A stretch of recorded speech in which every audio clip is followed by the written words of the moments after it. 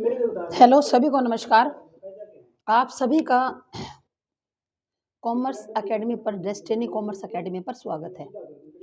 तो हाँ जी, देखिए आज जो हमारी जो टॉपिक चल रहा है, हमारी जो यूनिट कौन सी चल रही है अभी? पहली यूनिट। हमारी जो यूनिट है वो कौन सी चल रही है? हमारी यूनिट 1 चल रही है। और यूनिट 1 का जो लास्ट टॉपिक है वो हम लोग कर रहे हैं। और इस टॉपिक का नाम क्या है? Emotional intelligence. इस टॉपिक का नाम क्या है? इमोशनल इंटेलिजेंस, ये इस टॉपिक का नाम है। ठीक है। तो देखो, ये भावात्मक बुद्धि होती क्या है? इमोशनल इंटेलिजेंस क्या होता है? एक तो आप कहते हो जी भाव है। हाँ जी मैडम जी, एक तो संवेग होते हैं, बिल्कुल होते हैं। एक होती है संवेगात्मक बुद्धि। मतलब जो व्यक्ति इमोशनली स्ट्रोंग होगा, जिसको मतलब जिसकी बुद्धि क्या होगी? संवेगात्मक रूप से स्ट्रोंग होगी, उसके लिए बहुत सी चीजें आसान हो जाएंगी भाई। हमारे जो संवेग है ना, संवेग वो क्या होने चाहिए? हमारे कंट्रोल में होने चाहिए। अगर संवेग हमारे कंट्रोल के अंदर नहीं होंगे, संवेग अगर हमारे कंट्रोल में नहीं होंगे, तो वो जो व्यक्ति है ना, वो समाज के अंदर कोई बहुत अच्छा समझदार व्यक्ति नहीं समझा जाएगा। जैसे जैसे मान लो आपको किसी ने कोई गाली दे दी भाई, आपको किसी ने गाली दे दी और आप उसको उससे भी डबल गालियां दे रहे हो, जोर जोर से बोल रहे हो, बहुत गुस्सा कर रहे हो जोर जोर से, तो इसका मतलब आप इमोशनली स्ट्रोंग नहीं हो, आपके अंदर इमोशनल इंटेलिजेंस नहीं है। ठीक है ना? आपके अंदर इमोशनल इंटेलिजेंस नहीं है। अब जैसे मान लो आप स्कूल के अंदर पढ़ा रहे हो, आपका एचपीएससी के अंदर सिलेक्शन हो जाएगा और आप एक गवर्नमेंट टीचर बन जाओगे स्कूल के अंदर। ठीक है ना? गवर्नमेंट टीचर बन जाओगे और आप क्या करोगे? आप स्कूल के अंदर जाकर, एक मिनट रुको भाई। हाँ जी, आप क्या करोगे जब गवर्नमेंट टीचर बन जाओगे? तो जैसे आपने मैथ का कोई सम समझा दिया बच्चे को, मैथ का कोई सम बच्चे को समझा दिया और वो आपने उस सम को मान लो 4 बार समझा दिया और फिर भी अगर कोई बच्चा उस सम को करके लाता है ना, का उसके अंदर गलती है भाई। आपने वो सम 4 बार समझा दिया और फिर भी जब बच्चा उस सम को करके ला रहा है, तो उस सम के अंदर गलती है कुछ ना कुछ। तो एक तो आप यूँ करो कि गलती को देखते एकदम भड़क के पड़ जाओ भई और आप उसको 2-4 थप्पड़ लगा दो। आप क्या लगा दो? उसको थप्पड़ मारने लग जाओ कि तेरे को अक्ल नहीं है, मैंने कितनी बार, मैंने 4 बार समझा दिया, फिर भी तू वही गलती कर रहा है ना? क्या तेरे को कब आएगा? तू तो गधा है, गधा, तू तो रेडी लगाएगा, तू कभी ज़िंदगी में सफल ही नहीं हो सकता। तो इसका मतलब क्या है? आप इमोशनली वीक हो, आपके इमोशंस अच्छे नहीं हैं, आप वीक हो इमोशनली। और साइकोलॉजी कहती है कि अगर बच्चा 4 बार समझाने के बाद भी जब वो गलती करके लाता है, तो एक टीचर होने के नाते आपका क्या फर्ज बनता है कि आप ये कहो कि बेटा ये जो सम तुमने किया है, इसके अंदर कुछ गलती है या मेरे को ही दिखाई दे रही है या मैं ही गलत हूँ? मतलब इसके अंदर कोई बेटा गलती है देखो इस सम के अंदर, या फिर मैं गलत हूँ या मुझे समझ में नहीं आ रही तुम्हारी बात। तो आप यकीन मानिए वो बच्चा ज़रूर उस सम को दोबारा देखेगा। अगर उसको नहीं समझ में आएगा तो वो आपसे ये कहेगा कि सर मेरे को तो गलती नहीं लग रही। तो आप उसको बता दो, देखो बेटा ये गलती थी, मेरे को तो ये गलती लग रही थी, अब बता है थी कि नहीं? बच्चा कहेगा हाँ जी मास्टर जी गलती तो थी, बिल्कुल थी सर। तो बच्चा आपके पास दोबारा आने की हिम्मत करेगा। जब दोबारा बच्चे को कुछ नहीं समझ में आएगा ना, तो बच्चा आपसे पूछने की हिम्मत करेगा कि हाँ भाई बताना सर जी या मैडम बताना इसका क्या आएगा। आपने एक बार आप इतना हाइपर हो गए, आप उसने को 2-4 थप्पड़ मार दिए, आपने आपने डंडा हाथ में उठा लिया, आप जोर-जोर से बोल रहे हो, इसका मतलब आप इमोशनली स्ट्रांग हो ही नहीं। तो जो हमारा जो इमोशंस है, वो हमारे इमोशंस हमारे काबू में होने चाहिए, हमारे संवेग हमारे काबू के अंदर होने चाहिए। आप क्या सोचते हो कि अगर इमोशंस है उनका कोई लाइफ के अंदर महत्व नहीं होता, उनका बहुत बड़ा महत्व होता है। अगर कोई दुख की बात है, आप तो एकदम रोने लग गए, फूट-फूट कर रो रहे हो। आपको ये नहीं परवाह कोई देख रहा है, क्या नहीं, लोग क्या सोचेंगे, आपको परवाह ही नहीं है। और आप इतना ज़बरदस्त तरीके से रो रहे हो, इसका मतलब क्या है? आप भावात्मक बुद्धि नहीं है आपके अंदर। आपके अंदर इमोशनल इंटेलिजेंस आपके अंदर नहीं है। हमारे अंदर इमोशनल इंटेलिजेंस का होना ज़रूरी है। जैसे होता है ना कि वे कई बार क्या होता है कि पति-पत्नी है, दोनों का तलाक हो जाता है मतलब, है ना? तो अगर कोई पूछे पति से कि भई क्या बात हो गई? तो पति कहता है भई वो मेरे को समझी नहीं भई, है ना? भई वो सुन उस पता नहीं क्या था पर वो मेरे को नहीं समझी। लड़की भी बोल देती है पता नहीं वो मेरे को समझा नहीं जो मैं मतलब चाहती थी। इसका मतलब क्या है कि इमोशंस वीक थे ना, एक-दूसरे के मन की बात समझे नहीं। तो इमोशंस वो होते हैं कि जब हम अपने खुद से भी स्ट्रॉन्ग हो जाएँ और दूसरे के मन के बात को भी समझ लें। यानी कि जो सामने वाला क्या चाहता है, हम उसके बिना बोले ही समझ लें, तो इसका मतलब क्या है, हम इमोशनली स्ट्रोंग है। हम क्या है, इमोशनली स्ट्रोंग है। देखो ये लाइफ है, कोई झगड़ा हो गया, कोई दुख आ गया, है ना, कोई दिक्कत आ गई, ये पार्ट ऑफ लाइफ है। अब ऐसा चलेगा, आपकी ज़िंदगी कोई बिल्कुल मतलब ऐसे स्मूथ नहीं चलेगी, बिल्कुल मतलब स्मूथ तरीके से चल रही है, कोई अप एंड डाउन जीवन के अंदर नहीं आएँगे। आएँगे, जीवन के अंदर अप भी आएँगे, डाउन भी आएँगे, है ना, अप्स भी हैं, डाउन्स भी हैं। लेकिन जहाँ अप एंड डाउन के अंदर आप बिल्कुल स्टेबल रहते हो, आप जब खुशी मिलती है तो बहुत ज़्यादा ओवर रिएक्ट नहीं करते, दुःख मिलता है तब भी ओवर रिएक्ट नहीं करते, तो इसका मतलब क्या है, आपके इमोशन स्ट्रॉन्ग है। तो आपको ये बताया गया, आप टीचर हो, आप क्या हो, टीचर हो। आप गवर्नमेंट स्कूल के अंदर पढ़ाने के लिए जाओगे और आपके पास 9 से लेकर +2 तक के बच्चे होंगे भाई, क्योंकि आप तो पीजीटी स्क्रीनिंग का पेपर दे रहे हो। तो आपके सामने क्या होंगे, 9 से लेकर +2 क्लास तक के बच्चे होंगे। आपको पता है कि ये तो किशोरावस्था वाले बच्चे हैं भाई, 9वीं से लेकर 12वीं तक किशोरावस्था वाले बच्चे हैं। तो इन बच्चों के सामने वैसे बहुत दिक्कतें होती हैं, वैसे ही यानी कि इन बच्चों के अंदर फिजिकल चेंज आता है, इनके अंदर कॉग्निटिव डेवलपमेंट होता है, और जो सोशल डेवलपमेंट होता है, तो इसके साथ साथ बच्चों के इमोशंस भी डेवलप होते हैं। तो इन किशोर बच्चों के साथ यदि आप अभद्र भाषा का प्रयोग करते हो, आपको तमीज ही नहीं है, आप बच्चों को क्या बोल रहे हो, है ना, आप बच्चों से बहुत ज़्यादा मतलब हाइपर होकर बात करते हो, आप उनको मारने पीटने तक के लिए तैयार हो जाते हो छोटी छोटी बात के ऊपर। अब मान लो कोई बच्चा है, उसको जो है वो स्कूल के अंदर मान लो जो जूते हैं वो स्कूल वाले नहीं पहन के आया, और आप उसको पूरी प्रेयर के अंदर ही दे दनादन मार रहे हो, थप्पड़ी थप्पड़ कि तेरे जूते कहाँ है, ये बता, तू जूते नहीं पहन के आया, स्कूल वाले जूते तेरे कहाँ हैं। इसका ये कोई तरीका थोड़ी ना है आपका काम करने का। आप उसको प्यार से बताइए कि बेटा तेरे जूते स्कूल वाले तो नहीं है, तो बेटा आपके जूते कहाँ हैं बताओ, आराम से पूछो ना उसको, समस्या का समाधान करो। आपको समस्या के समाधान तक जाना है, आपको वहीं थोड़ा मामला निपटा देना मार पीट के। तो यही इमोशंस है, यही संवेग है।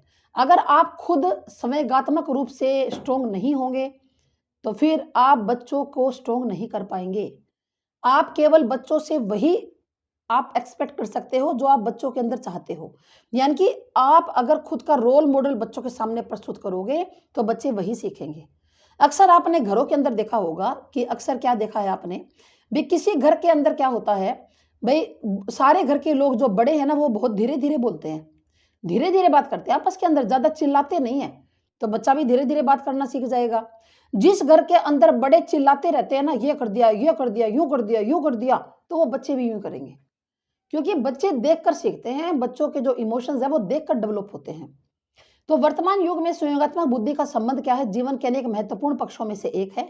संयोगात्मक बुद्धि को समझने से पहले संवेगों को जानना बहुत जरूरी है कि संवेग आखिर क्या होते हैं। तो जो संवेग शब्द है अंग्रेजी भाषा के इमोशंस का हिंदी रूपांतर है भाई। किसका? इमोशन, इमोशन का, इमोशनल का हिंदी रूपांतर है। और जो इमोशन शब्द है इसकी उत्पत्ति लैटिन भाषा के शब्द किससे हुई है भी, इमोवेर से। किससे हुई है? इमोवेर, ठीक है ना। तो इमोवेर का मतलब क्या होता है? उत्तेजित दशा। एक ऐसी दशा जिसके अंदर व्यक्ति उत्तेजित हो जाता है, ठीक है ना। एक ऐसी दशा जिसके अंदर व्यक्ति क्या हो जाता है? उत्तेजित हो जाता है। संवेग दो प्रकार के हैं भाई, एक तो सकारात्मक या सुखद, जो सुख देने वाले होते हैं, एक होते हैं दुख देने वाले, है ना। या तो आप बहुत ज्यादा खुश हो जाओगे या दुखी होंगे। जो संवेग हैं वो मेन दो प्रकार के माने गए हैं। इमोशंस जो है वो मेनली दो प्रकार के हैं, एक तो सकारात्मक और एक होते हैं नकारात्मक। सिंपल सी बात है, जो नकारात्मक होगा वो दुख देगा, सकारात्मक होगा वो सुख देगा, ठीक है ना। तो संवेग होते हैं जी दो प्रकार के। अब आगे बात करते हैं कि संवेगात्मक बुद्धि, अब बात करते, पहले तो हमने संवेगों के बारे में जाना, अब जानेंगे कि जो संवेगात्मक बुद्धि होती है उससे हमारा क्या अभिप्राय है। उससे हमारा मतलब है कि व्यक्ति की उस क्षमता से माना जाता है, व्यक्ति की वो क्षमता है जो उसे विचार प्रक्रिया का सदुपयोग करते हुए खुद के और अन्य के संवेगों को जानने, समझने और अच्छी तरह से प्रबंध करने में सहायता करती है। मतलब वो खुद के भी संवेगों को समझ लेता है, मतलब खुद को भी ये ध्यान रहता है कि यहाँ पर मुझे ज़्यादा ओवर रिएक्ट नहीं करना, मतलब मुझे थोड़ा सा कूल डाउन रहना है। अगर कोई आपके सामने खुशी का क्षण आ गया तो भी थोड़ा सा कूल डाउन रहो, और अगर दुख का मतलब आ गया, दुख आ गया, इसका मतलब ये थोड़ी ना है कि चीखना, चिल्लाना, रोना आप बुरी तरह से कर रहे हो, इसका मतलब ये थोड़ी ना है कि चाहे सुख आए चाहे दुख आए, आप खुद के संवेगों का सदुपयोग करोगे, उनको कंट्रोल में रखोगे। फिर दूसरे क्या चाहते हैं, दूसरे क्या समझते हैं, आप दूसरों के संवेगों को भी बिना कहे ही समझ जाओगे। क्या दूसरा आपसे कहेगा कि भाई तेरी ये बात मुझे अच्छी नहीं लगी तभी समझोगे? आपको नहीं पता कि आप जो बोल रहे हो वो सामने वाले को हर्ट कर सकता है? आपको भी तो पता है कि सामने वाला भी तो हर्ट होगा।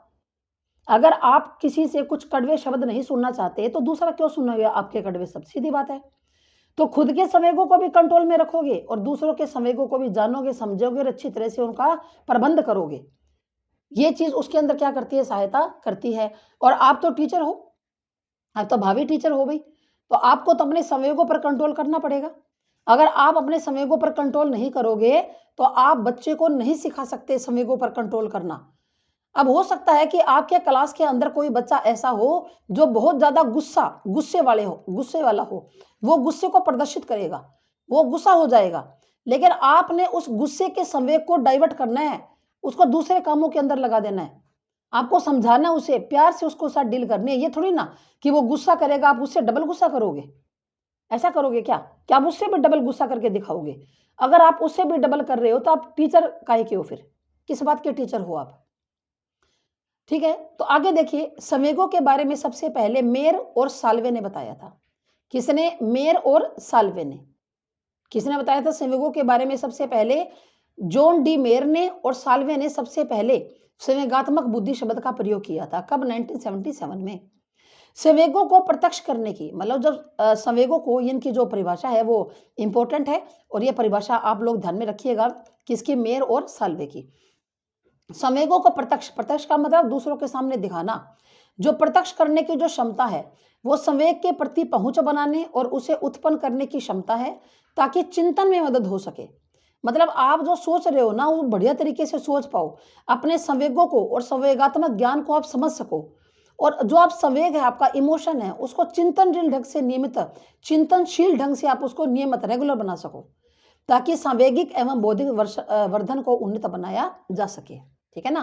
कहते हैं कि जो संवेगों को प्रत्यक्ष जब सामने लाने की जो क्षमता होती है, वो संवेगों के प्रति पहुंच बनाने और उसे उत्पन्न करने की क्षमता, ताकि चिंतन में मदद हो सके, संवेग और संवेगात्मक ज्ञान को समझा जा सके और संवेग को चिंतनशील ढंग से नियमित किया जा सके। तो थोड़ा सा ध्यान कर लेना। वैसे बाकी परिभाषा बनाने की तो संभावना तो वैसे कम होती है, पर थोड़ा सा ध्यान कर लेना। पर इतनी बात को जरूर याद रख लेना कि मेयर और साल्वे ने सबसे पहले संवेगात्मक बुद्धि शब्द का प्रयोग किया था। फिर सबसे पहले हमें उपयोगिता के बारे में पता होना चाहिए, इसके बेनिफिट इंपॉर्टेंस के बारे में पता होना चाहिए कि जो संवेगात्मक बुद्धि है इसकी क्या इंपॉर्टेंस है। सबसे पहले आपको इस बात का ज्ञान होना चाहिए कि संवेगात्मक बुद्धि की जो इंपॉर्टेंस है वो क्या होती है। तो पहला इंपॉर्टेंस क्या है, मतलब हम क्यों अपने बुद्धि को, अपने संवेगों को और अच्छा बनाएं, क्या कारण है? ठीक है ना? क्यों हम अपने संवेगों को और भी ज़्यादा अच्छा बनाएं, ये यूं कह रहा है। ठीक है? तो देखो भाई, हाँ जी, तो संवेगों के अपने आप को समर्थ बनाने और सुखद परिस्थितियों हेतु मार्गदर्शिका के रूप में सहायक है कि आप अपने आप को समर्थ बनाएंगे और जो भी सुखद परिस्थितियां आएंगी ना, उसके लिए ये मार्गदर्शक है। संवेगों का उचित प्रबंध करेंगे, सफलता दिलाने में महत्वपूर्ण भूमिका के रूप में उपयोगी है, आपको जीवन में सफलता दिलाएगी। ठीक है ना?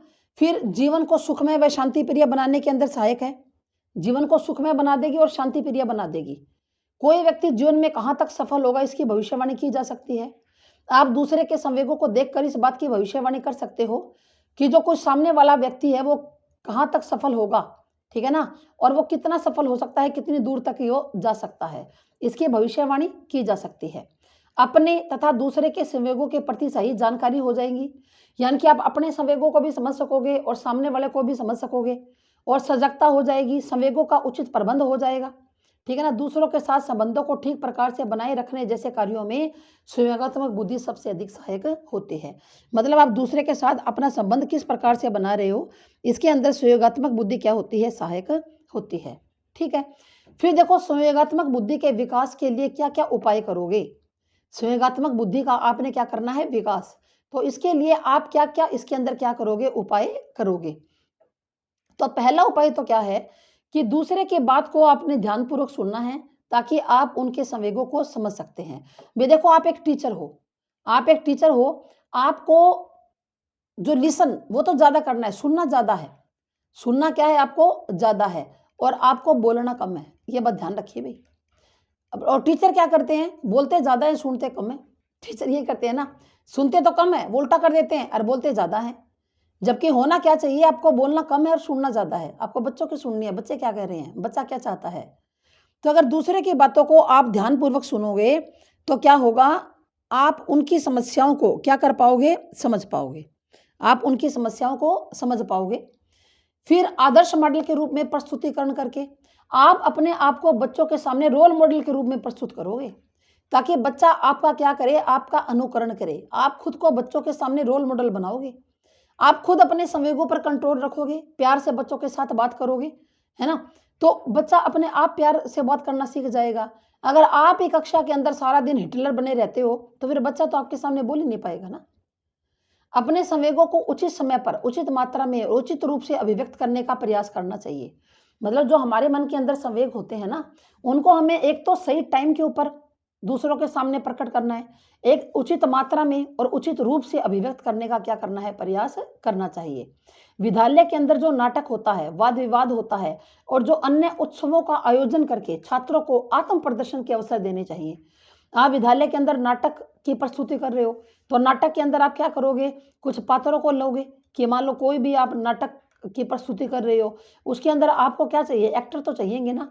तो आप वहाँ पर बच्चों को लोगे और जो बच्चा जिस प्रकार के संवेगों का प्रदर्शन करेगा वैसे ही बच्चों को ले लोगे। बच्चे वहाँ पर नाटक खेलेंगे, बच्चों को पता चलेगा सही गलत का। वाद विवाद आप स्कूल के अंदर क्या करोगे, बच्चों की डिबेट करवाओगे। जब डिबेट करवाओगे तो बहुत सी नई नई बातें निकल कर सामने आएंगी और अन्य उत्सवों का आप आयोजन करोगे और छात्रों को आत्म प्रदर्शन के क्या दोगे, अवसर दोगे। यानी कि छात्र खुद को प्रदर्शन कर सके। छात्र खुद का प्रदर्शन कहाँ करेगा, कोई नाटक होगा, कोई डिबेट होगी या कोई अन्य कोई धार्मिक अन्य कोई सांस्कृतिक प्रोग्राम स्कूल के अंदर किया जाएगा। तो बच्चा क्या करेगा, अपने संवेगों का उचित रूप से प्रदर्शन जो है वहां पर कर देगा। ठीक है ना। और उसके बाद देखो, संवेगात्मक प्रशिक्षण के लिए मार्गांतिकरण शोधन विधियों का प्रयोग करना चाहिए। ये मार्गांतिकरण क्या होता है, ये मार्गांतिकरण क्या होता है, मार्गांतिकरण का मैंने को कल समझाया था कि दूसरा मार्ग अपना लेना, दूसरा मार्ग अपना लेना। जैसे कोई बच्चा है वो बहुत ज़्यादा क्रोध करता है, बहुत ज़्यादा गुस्सा करता है, तो आप क्या करो, उस बच्चे को किसी मतलब जैसे सेना के अंदर जाने के लिए बोल सकते हो। आप उसका मार्गांतरीकरण कर दो कि जो बच्चा जैसा बच्चे का स्वभाव है ना, आप उसको किसी अन्य मार्ग की तरफ मोड़ दो भाई। इसके लिए आप बच्चे को करिकुलम एक्टिविटीज़ के अंदर बच्चे को आप लगा सकते हो। ठीक है ना। आप बच्चे को करिकुलम एक्टिविटीज़ के अंदर आप लगा सकते हो। तो बच्चे का दिमाग क्या हो जाएगा, डाइवर्ट हो जाएगा। यानी कि बच्चे का मार्गांतरीकरण हो जाएगा, दूसरी तरफ बच्चा सोचने लग जाएगा। अब एक बच्चा है क्लास के अंदर बहुत ज़्यादा शरारत करता है, तो आप उसको क्या बना सकते हो, कोई जिम्मेदारी का काम सौंप सकते हो कि भाई तू ये जिम्मेदारी तेरे पर है, तू नहीं करनी है। तो धीरे धीरे उसकी शरारत कम ही हो जाएगी, बल्कि बंद ही हो जाएगी, क्योंकि वो एक जिम्मेदार नागरिक बन जाएगा। लेकिन हम लोग ऐसा नहीं करते, पेशेंस नहीं है टीचर्स के अंदर। वो क्या करते हैं कि शरारत करने वाला बच्चा है, क्लास से बाहर खड़ा कर देंगे, दो चार थप्पड़ थप्पड़ मार देंगे, बच्चा फिर दोबारा वही करेगा। बच्चे को इस बात की भले बुरे की समझ ईसाइयों के अंदर बहुत कम होती है। तो मार्गांतरीकरण यानी कि उसके रास्ते को मोड़ दो। बच्चा इस साइड में जा रहा है, बच्चे को इस साइड में दो, इस साइड में जा रहा है, बच्चे को इस साइड में भेज दो। बच्चे को मार्ग ही आपने दूसरा कर दिया तो फिर बच्चा आपका सही हो जाएगा। उचित सामाजिक कौशलों का विकास करके समाज के अंदर जो भी कौशल हैं, ठीक है ना, यानी कि स्किल्स हैं, समाज की बहुत सी स्किल्स सिखाकर हम बच्चे का क्या कर सकते हैं, विकास कर सकते हैं। यानी कि आपने बच्चे को एंड में बनाना तो सामाजिक ही है ना, बच्चा जाएगा तो समाज के अंदर ही ना, ठीक है ना, जाएगा तो बच्चा के समाज के अंदर, सोशल के अंदर, समाज के अंदर ही जाएगा। तो उन कौशलों का बच्चों के अंदर क्या करना है भाई, विकास करना है। ठीक है। फिर अपने संवेगों का और भावनाओं को उद्देश्य प्राप्ति के लिए अच्छे प्रेरक के रूप में उपयोग करना। जो आपके अपने संवेग हैं, जो अपनी भावनाएं हैं, उनके लिए आप एक उद्देश्य बना लीजिए और बच्चे को प्रेरित कीजिए। यानी कि आप बच्चे को अपने अनुभव बता सकते हो, आप बच्चे को अपने सराउंडिंग के अनुभव बता सकते हो कि देखो बेटा, जो आप सोच रहे हो ना, हमेशा लाइफ ऐसी नहीं रहेगी, आपको यूं करना है, यूं करना है, यूं करना है। बच्चे क्या करेंगे, बच्चे जो किशोरावस्था वाले बच्चे होते हैं ना, वो टीचर को बहुत ज्यादा वो भी फॉलो करते हैं। यानी कि उनके लिए जो टीचर कहेगा ना, वो सारी बातें ठीक होती हैं, बेशर्ती के टीचर इस लायक हो। ठीक है। गलत भावनाओं पर प्रतिबंधन लगाएं। अगर गलत भावनाएं हैं मन के अंदर तो आप उनको रोकिए और दूसरे संवेगों का प्रशिक्षण करके दूसरे के जो संवेग है उनको देखिए, वो क्या चाहते हैं, दूसरे के संवेगों के अनुसार आप कैसे अपने व्यवहार को मोल्ड कर सकते हो। ये तो थोड़ी ना कि आप हर बात को दूसरों के ऊपर थोप रहे हो। कहते ना कि भाई कभी भी ऐसा नहीं सोचना चाहिए कि माई वे इज हाईवे, ठीक है ना। कभी भी क्या नहीं सोचना चाहिए कि माई वे इज हाईवे, कि जो मैं सोच रहा हूँ ना वही ठीक है, बाकी सारी बातें गलत है। Don't think so. कभी भी मत सोचिए कि जो मैं सोच रहा हूँ, जो मेरा वे है वही हाईवे है। आप दूसरे को भी देखिए कि दूसरा क्या सोचता है इसके बारे में, ठीक है ना, कि दूसरे के संवेग कैसे हैं और आप इनके अंदर किसके अनुसार काम कर सकते हो, ठीक है ना। फिर कहता है कि मेजरमेंट ऑफ इमोशनल इंटेलिजेंस। तो मेयर ने और पीटर साल्वे ने सबसे पहले किसके बारे में बताया था, इमोशनल इंटेलिजेंस शब्द का प्रयोग किया था, ठीक है ना। किस शब्द का प्रयोग किया था, इमोशनल इंटेलिजेंस शब्द का प्रयोग सबसे पहले किसने किया था, मेयर ने और पीटर साल्वे ने किया था। तो यह संवेगात्मक बुद्धि के मापने के लिए एक बहुत बढ़िया परीक्षण है। क्या क्या मेयर इमोशनल इंटेलिजेंस स्केल, क्या mayor emotional intelligence scale, MEIS। यह इमोशनल इंटेलिजेंस को मापने के लिए एक बहुत बढ़िया परीक्षण है। इसे अमेरिका की न्यू हैम्पशायर यूनिवर्सिटी में काम करने वाले डॉक्टर जॉन मेयर ने बनाया था। जो डॉक्टर जॉन मेयर है, उन्होंने इस स्केल को बनाया। संवेगात्मक बुद्धि को मापने के लिए सबसे बढ़िया और उत्तम परीक्षण है।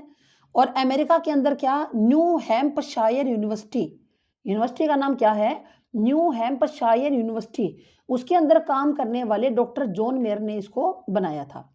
Mayor Salovey and Caruso emotional intelligence test, यह संवेगात्मक बुद्धि मापन हेतु अमेरिका के जॉन मेयर, पीटर साल्वे और डॉक्टर डेविड कारूसो द्वारा निर्मित किया गया, ठीक है ना। ये 3 जने, यानी कि जो Mayer, Salovey and Caruso emotional intelligence test. तो ये आप समझ ही जाओगे, मेयर भी है, पीटर साल्वे भी है, मेयर का नाम भी आ गया, सेल्वो के भी आ गया, साल्वे है वैसे ये, और कारूसो, ठीक है ना, डेविड कारूसो। इन सब का क्या है, इंटेलिजेंस टेस्ट है। ये नाम से पता चल जाएगा भाई। बार ऑन इमोशनल कॉन्स्ट्रक्ट इन्वेंट्री, संवेगात्मक बुद्धि को मापने के लिए अमेरिका के डॉक्टर र्यूवेन बार, यहाँ पर बार से पता चल गया, र्यूवेन बार के द्वारा निर्मित है और मल्टी हेल्थ सिस्टम USA द्वारा प्रकाशित है। तो ये 3 प्रकार के यहाँ पर स्केल है। एक तो मेयर इमोशनल इंटेलिजेंस स्केल, यानी कि एक के अंदर तो मेयर खुद है, दूसरे के अंदर 3 जने हैं भाई, मेयर, सोल्वे और कारूसो, और तीसरे के अंदर क्या है, बार। तो नाम ये है डॉक्टर र्यूवेन बार। तो आप एग्जाम में अगर बाई चांस ये आ गया तो आप इसको पहचान सकते हो, आप इसके बारे में अच्छी तरह से जान सकते हो कि आखिर ये क्या मामला है।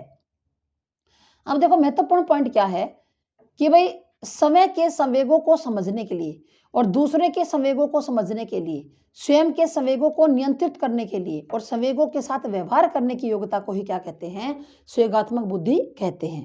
भी देखो, जब हम खुद के संवेगों को समझ लेते हैं कि हमारे संवेग जो है हम कैसे कंट्रोल कर सकते हैं, ठीक है ना, क्योंकि जो साधारण बुद्धि होती है, जो सिंपल बुद्धि होती है ना, जो साधारण, यानी कि जो जनरल इंटेलिजेंस होती है, जिसको आप क्या बोलते हो, जनरल इंटेलिजेंस, कि जो जनरल इंटेलिजेंस होती है ना, साधारण बुद्धि, वो उससे ज़्यादा कहीं अधिक महत्वपूर्ण क्या होती है, इमोशनल इंटेलिजेंस होती है।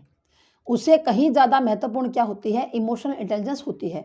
क्योंकि जैसे आप पेपर देने के लिए चले गए भाई, और आप वहाँ पर बैठकर सब कुछ पढ़ के गए हो, अच्छी तरह से आपकी तैयारी है, लेकिन पेपर के अंदर क्या हो जाता है, हमारा दिमाग अंडर प्रेशर हो जाता है। हम क्या हो जाते हैं, हाइपर हो जाते हैं पेपर के अंदर, अंडर प्रेशर हो जाता है हमारा दिमाग, और वहाँ आप इमोशनली स्ट्रोंग नहीं हो, आप जो बहुत ज़्यादा घबरा गए, आपके अपने इमोशंस पर कंट्रोल नहीं है, तो जो आपने जनरल इंटेलिजेंस है ना, वो वहाँ पर कोई काम नहीं आएगी।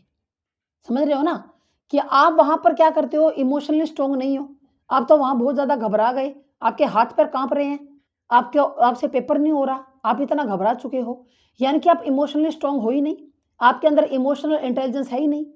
तो वहाँ पर आपकी जो जनरल इंटेलिजेंस है वो क्या हो जाएगी, वो जीरो हो जाएगी। वो क्या हो जाएगी भाई, जीरो हो जाएगी, ठीक है ना। फिर देखिए, दूसरे के संवेगों को आप समझते हो कि दूसरा क्या चाहता है भाई। अगर आप अपने जो पीयर ग्रुप होता है, आप अपने फैमिली जो के लोग हैं, जो टीचर्स हैं, आपके अंदर ये समझ होनी चाहिए कि आप उनके संवेगों को समझ सकें।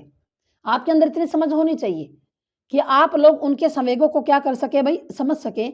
अगर आप दूसरों के संवेगों को समझ नहीं सकते तो ये भी आपका जो है इमोशनल इंटेलिजेंस नहीं है। आपको दूसरों के संवेग जो है वो समझ में आने ही चाहिए, आप दूसरों को समझें अच्छी तरह से, ठीक है। उसके बाद देखो आगे बात करते हैं, एक मिनट,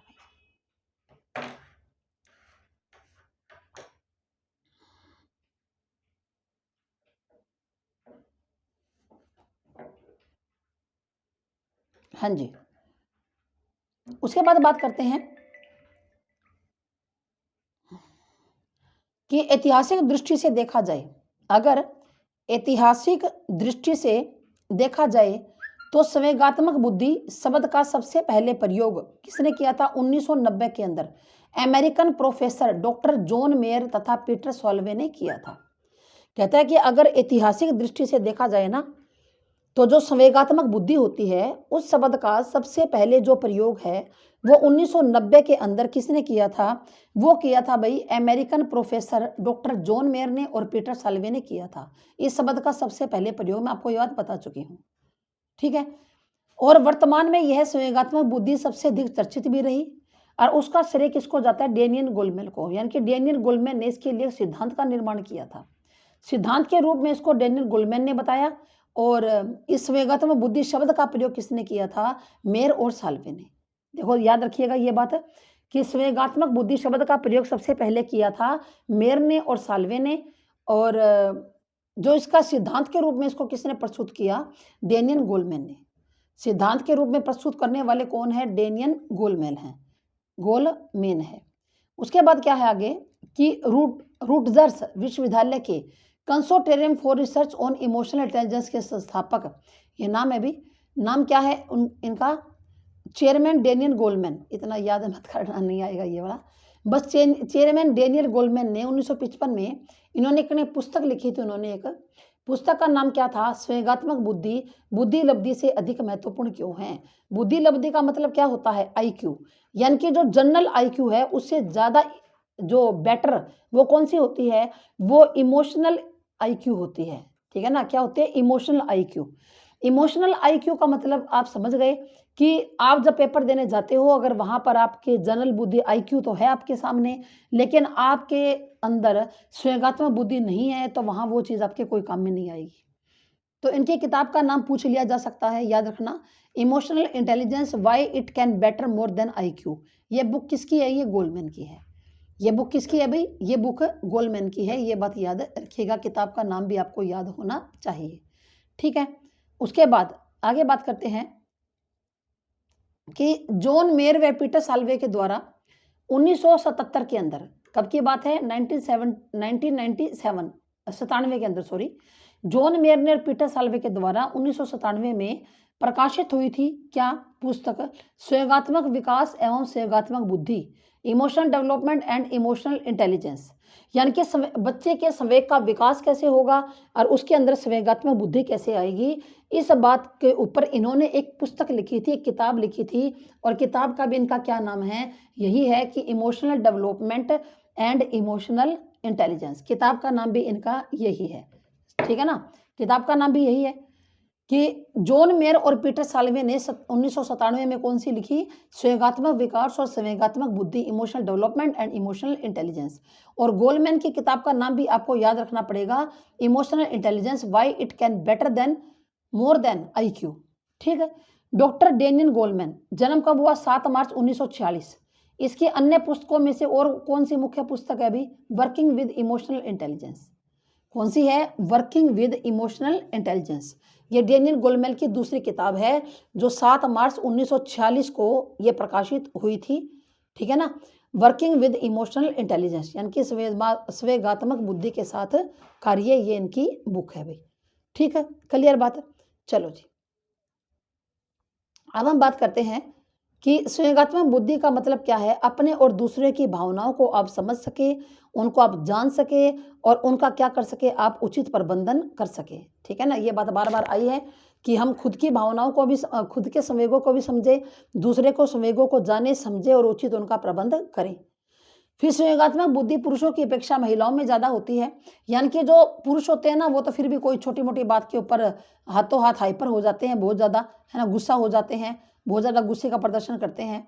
पर जो महिलाएं होती हैं ना वो बात को थोड़ा संभाल लेती है, वो थोड़ा प्यार से डील करती है हर बात को। अगर कोई बात महिलाओं को बुरे भी लगे ना तो वो अपने मन के अंदर दबा लेती है, लेकिन दूसरों के सामने प्रकट नहीं करती। लेकिन जो पुरुष है वो कोई भी बात हो दूसरों के सामने फटाक से प्रकट कर देता है।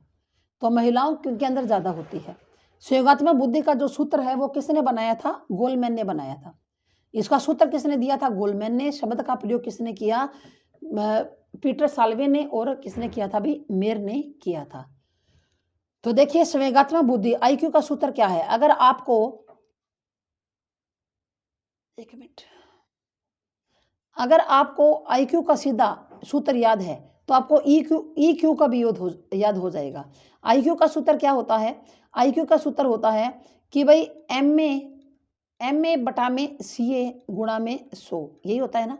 तो वही बात है, संवेगात्मक आयु एम ए बटा में सी ए गुणा में 100, ठीक है ना। यहाँ पर एम में मेंटल एज होती है और यहाँ पर क्या होगा? इमोशनल एज होगी।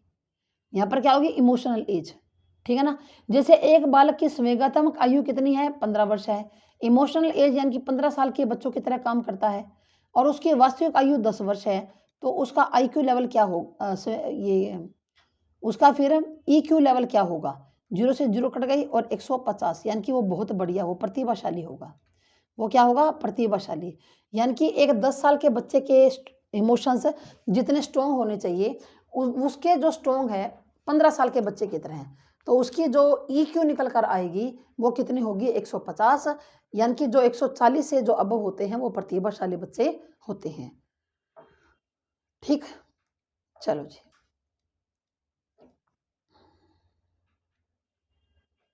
एक 150 आ गए ना। गोलमैन ने संयोगात्मक बुद्धि के क्या तत्व बताए इन्होंने? एक तो इन्होंने बताया कि आत्म जागरूकता, कि हम जागरूक होने चाहिए।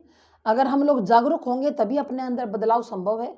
अगर हम एक बंदी बंदाई परिपाटी पर चल रहे हैं तो हमारे अंदर बदलाव नहीं आ सकता। सॉरी।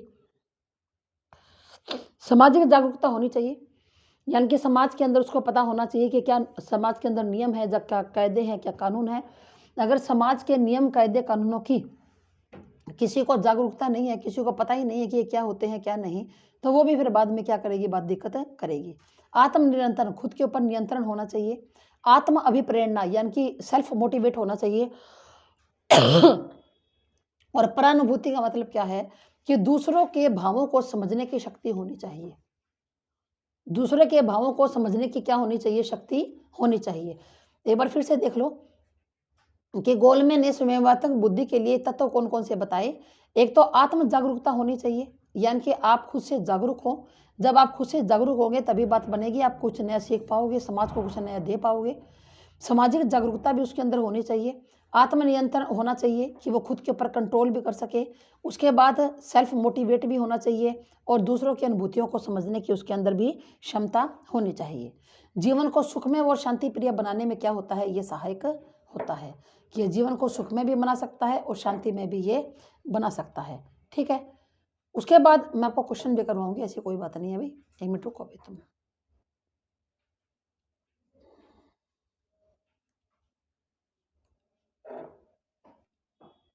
हाँ जी, उसके बाद क्या है कि जो संवेगात्मक बुद्धि होगी उसके जिस बच्चे के अंदर संवेगात्मक बुद्धि जितनी ज़्यादा होगी उसके अंदर क्या आ जाएगा? क्या सेल्फ कॉन्फिडेंस आ जाएगा। क्या आ जाएगा? सेल्फ कॉन्फिडेंस आ जाएगा। ठीक है ना, कि अगर सेल्फ कॉन्फिडेंस को बढ़ाती है मतलब आत्म जो है विश्वास इसको बढ़ा देती है।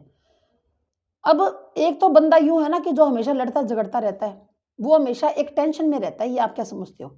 टेंशन उसको भी होती है सारा दिन। क्या टेंशन? कि मैंने उसको ये कह दिया, अब ये होगा, वो बुरा मान जाएगा, ये होगा, वो होगा, मतलब तो उसको एक बार वो बोल तो देता है लेकिन बाद में उसके दिमाग में टेंशन हो जाएगी। इसका मतलब सेल्फ कॉन्फिडेंस कब आएगा? जब हम सामूहिक रूप से क्या होंगे? संतुष्ट होंगे। ठीक है ना। और सेल्फ आप क्या कह सकते हो? सेल्फ एक्सेप्टेंस, यानी कि आप अपनी कमियों को आप पता लगाओगे।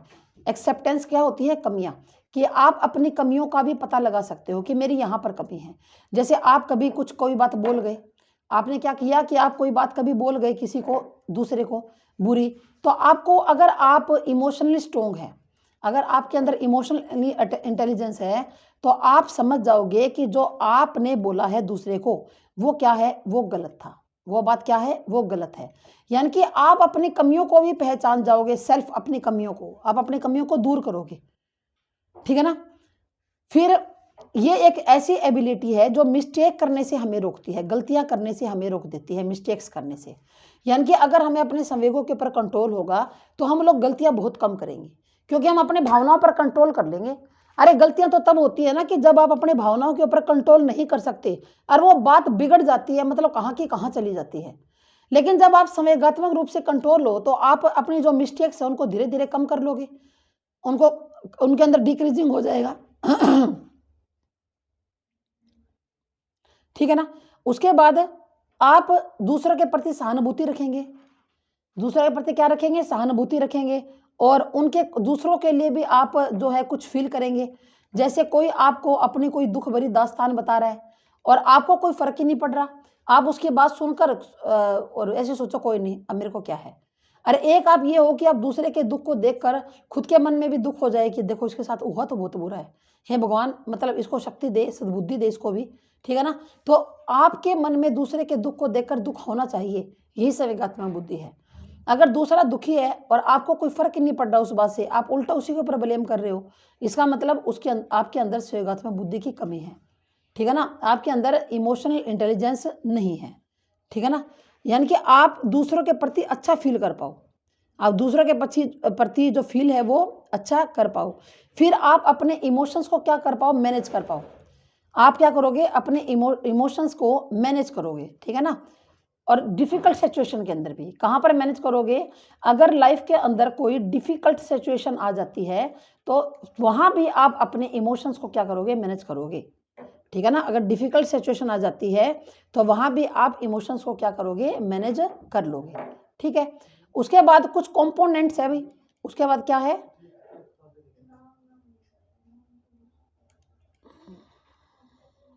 हाँ जी, उसके बाद कुछ कंपोनेंट्स है, कंपोनेंट्स है। कंपोनेंट्स क्या होते हैं, तत्व होते हैं, तत्व आप मान सकते हो कि कौन कौन से तत्व है। पहला तो है कि सेल्फ रेगुलेशन, पहला है सेल्फ रेगुलेशन। सेल्फ रेगुलेशन क्या होता है, सेल्फ रेगुलेशन का मतलब ये है कि एक ऐसी एबिलिटी है जिसके अंदर आपके इमोशंस जो है वो रेगुलर, आप अपने इमोशंस को चेक करते हो क्या है और क्या नहीं। और उसके बाद जो आप एनवायरनमेंट के अंदर अलग अलग तरह की एक्टिविटीज़ में क्या होते हो, इन्वॉल्व होते हो। आप खुद के इमोशंस को चेक करते हो और देखते हो कि एनवायरनमेंट के अंदर आप जो भी एक्टिविटीज़ कर रहे हो वो सही है या नहीं है, ठीक है ना। उसके बाद पहला तो हो गया सेल्फ रेगुलेशन, दूसरा कौन सा हो गया, इम्पैथी। दूसरा कौन सा हो गया, इम्पैथी। इम्पैथी के अंदर आप क्या करते हो, आप दूसरों की भावनाओं को समझ जाते हो, आप दूसरे के दुख को महसूस कर सकते हो, ठीक है ना। आपका दूसरों की भावनाओं के अनुसार आप काम कर सकते हो, जिसको क्या बोला जा सकता है, एम्पैथी बोला जा सकता है। क्या बोला जा सकता है अभी, एम्पैथी बोला जा सकता है। यानी कि आप जो है दूसरों को अप्रिशिएट भी कीजिए, ऐसे नहीं कि आप हमेशा के दुख की बात ही हो रही है, आप दूसरों को क्या कीजिए, अप्रिशिएट भी कीजिए। मतलब जो कोई अच्छा काम करे तो आपको शाबाश कहना भी आना चाहिए, तो वो एम्पैथी होती है। तीसरा क्या आ जाएगा, डिसीजन मेकिंग। तीसरा क्या आ जाएगा, डिसीजन मेकिंग, कि आप डिसीजन ले पाने में समर्थ हो। अब कोई बात है कि आप डिसीजन नहीं ले पा रहे कि क्या होगा क्या नहीं होगा, मैं क्या करूं क्या नहीं होगा, तो ये डिसीजन मेकिंग की भी आपके अंदर पावर होनी चाहिए। डिसीजन मेकिंग कब आएगा, जब आप इमोशनली क्या होंगे, स्ट्रॉन्ग होंगे। उसके बाद सोशल स्किल्स, आप समाज के अंदर बहुत सी सोशल स्किल्स सीखेंगे, यानी कि समाज के अंदर बहुत से आप गुण को आप सीख लेंगे, ठीक है ना। तो और इसके अंदर जो हेल्दी जो रिलेशनशिप है वो समाज के साथ बनाओगे, ठीक है ना। उसके बाद आप यूँ भी कह सकते हो सेल्फ कॉन्सर्न, कि आप क्या हो जाओगे, सेल्फ कॉन्सर्न हो जाओगे, आप क्या हो जाओगे, सेल्फ कंसर्न हो जाओगे, ठीक है ना। क्लियर। इसी के लिए मतलब एक मेन बात यही बताइए कि ज़्यादा सुनिए और कम बोलिए। आप ज़्यादा तो सुनेंगे और कम बोलेंगे तो ये बात बन जाएगी। मतलब आपको अगर यूँ पूछे कि एजुकेशन के अंदर इनके क्या इम्प्लीकेशंस है, इनके जो एजुकेशनल इम्प्लीकेशंस क्या है,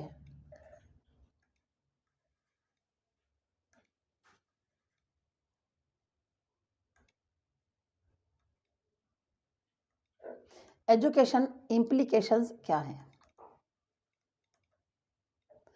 एजुकेशन इम्प्लीकेशन क्या है कि आपका पढ़ाने के अंदर क्या फ़ायदा होगा इसका, ठीक है ना? आप जब पढ़ाओगे तो इसका क्या फ़ायदा होगा पढ़ाने के अंदर, ठीक है ना? इसका पढ़ाने में फ़ायदा क्या होगा? आप जब इसको पढ़ाओगे, आप बच्चों की ज़्यादा सुनोगे, कम बोलोगे, तो इससे क्या होगा? इससे आप बच्चों के प्रति ज़्यादा सहानुभूति रख पाओगे, उनकी समस्याओं को आप समझ पाओगे, ठीक है ना? उसके बाद आपने बच्चे के साथ कुरियस होना है। आपने बच्चे के साथ क्या होना है?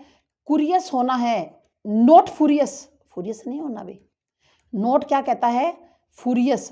आपने बच्चे के साथ फ्यूरियस नहीं होना, कुरियस होना है। आप बच्चे के साथ खुश रहिए, उनको आगे बढ़ाइए, आप खुद भी आगे बढ़िए। फ्यूरियस क्या होता है? कि बच्चे को डाँटना, धमकाना, सारा दिन मारना, पीटना, ठीक है ना? अगर आप ये देखते हो कि कोई बच्चा ढंग से स्कूल के अंदर काम नहीं कर रहा, फिर भी आप उसके लिए नेगेटिव इमोशन नहीं बनाओगे, आप उसके लिए हमेशा क्या रहोगे? पॉजिटिव इमोशंस ही उसको लिए बना दोगे, ठीक है ना? मतलब जो मैंने आपको बताया था ना कि अगर बच्चा सवाल नहीं करके लाता, तो आप इस प्रकार कहिए कि मुझे तो इसके अंदर कुछ गलती दिखाई, गड़बड़ लग रही है, क्या तुम्हें भी बेटा लग रही है? तो आप उनके साथ कुरियस बनिए, फ्यूरियस नहीं, ठीक है ना? कुरियस बनोगे, फ्यूरियस नहीं बनोगे। फिर आप बच्चों के साथ जैसा आप बच्चे के इमोशंस को बनाना चाहते हो, आप खुद भी वैसे ही इमोशन अपने आप क्या करो? आप डेवलप करो। अगर आप ये चाहते हो कि बच्चे इमोशनली स्ट्रॉन्ग बने, तो आपको अपने इमोशन पर स्ट्रॉन्ग करना ही पड़ेगा, ठीक है ना? आपको अपने इमोशंस पर क्या करना पड़ेगा? स्ट्रॉन्ग करना पड़ेगा, ठीक है?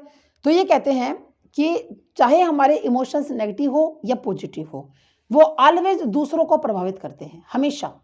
चाहे हमारे जो इमोशंस है वो पॉजिटिव हो या चाहे पॉजिटिव हो या नेगेटिव हो, हमेशा दूसरों के ऊपर प्रभाव डालते हैं। यानी कि समाज के अंदर हमारी छवि क्या है, ये हमारे इमोशंस के आधार पर बन जाती है। ये हमारे किसके आधार पर? इमोशंस के आधार पर बन जाती है। तो टीचर को केयरफुल रहना चाहिए इस बात के लिए कि वो बच्चों के सामने क्या इमोशंस प्रदर्शित कर रहा है, जिससे वो उसको जो उसके अंदर खुद देखना चाहता है। मतलब आप बच्चे के सामने वही इमोशंस बच्चे के सामने रखिए जो आप बच्चों के अंदर देखना चाहते हो। अगर आप ये देखना चाहते हो कि बच्चे बड़े शांत रहे और समझदारी से काम करें, तो आपको खुद को भी शांत और समझदार रहना पड़ेगा। अगर आप ये सोचते हो कि बच्चे आक्रामक हो जाए, तो आप तो आक्रामक हो ही, तो बच्चे तो आक्रामक होंगे ही, है ना? हम ऐसा तो सोचते नहीं कि बच्चे आक्रामक हो जाएँ। तो इसके एजुकेशन इम्प्लीकेशन ये है। मतलब आपको बच्चों के सामने वही संवेग प्रदर्शित करने हैं जो आप बच्चों से चाहते हैं। अगर बच्चा आपके सामने कोई दिक्कत लेकर आता है, तो आपका ये फ़र्ज़ बनता है कि आप उस दिक्कत को दूर करो प्यार से, ना कि आप वहाँ पर हाइपर हो जाओ और बच्चों को डाँटने, धमकाने और मारने लग जाओ। ठीक है? Thank you. बस और इमोशनल इंटेलिजेंस के अंदर और कुछ नहीं है ऐसा। हाँ, अच्छा मैं आपको वो करवा रही थी ना, 1 मिनट रुको अभी। 2-3 आपके लिए वो थे।